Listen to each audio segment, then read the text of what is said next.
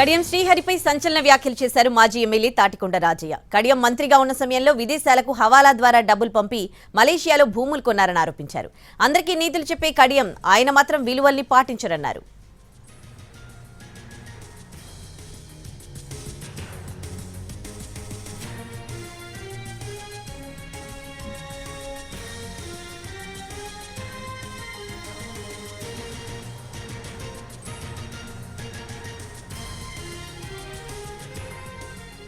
MLA Palla Rajeshwar Reddy రాజయ్యకు సవాల్ విసిరారు. కడియం శ్రీహరి పల్లా ఒక దొంగ, రాజయ్య మరో దొంగ అని విమర్శించారు.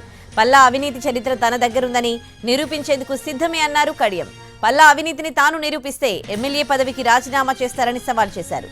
తాను అవినీతి చేసినట్టు ఆయన నిరూపించగలిగితే రాజీనామా చేసి వెళ్లిపోతానన్నారు. తన సవాల్కు సిద్ధమేనా అంటూ ఛాలెంజ్ చేశారు. ప్రభుత్వాన్ని అడ్డం పెట్టుకుని వందల కోట్లు సంపాదించిన వ్యక్తి పల్లా రాజేశ్వరరెడ్డి అంటూ ఘాటుగా విమర్శించారు కడియం శ్రీహరి. పల్లా రాజేశ్వరరెడ్డి కూడా నా పైన విమర్శలు చేస్తున్నాడు. రాజేశ్వరరెడ్డి, నీకు వందల కోట్ల ఆస్తులు ఉంటే ఉండొచ్చు, కానీ నీకు నన్ను విమర్శించే స్థాయి నీది కాదు. నన్ను విమర్శించే స్థాయి నీకు లేదు.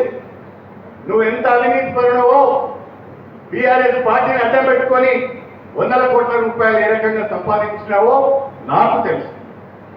అంతెందుకు మన వేలేరు మండలానికి, మన చిల్పూర్ మండలానికి గోదావరి జలాలు రాని ప్రాంతాలకు తాగునీరు అందించడానికి 104 కోట్ల రూపాయలతో ఒక ఎత్తిపోతల పథకం వస్తే ఆ కాంట్రాక్టర్ దగ్గర పల్లా రాజేశ్వరరెడ్డి గారు కమిషన్ తీసుకున్నాడు అని సభావేదిక ద్వారా నేను చెప్తున్నా.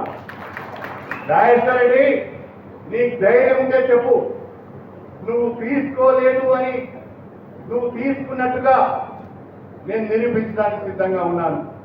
నీ శాసనసభ్యత్వానికి రాజీనామా చేస్తావని నేను అడుగుతున్నాను. అదే ఎత్తిపోతల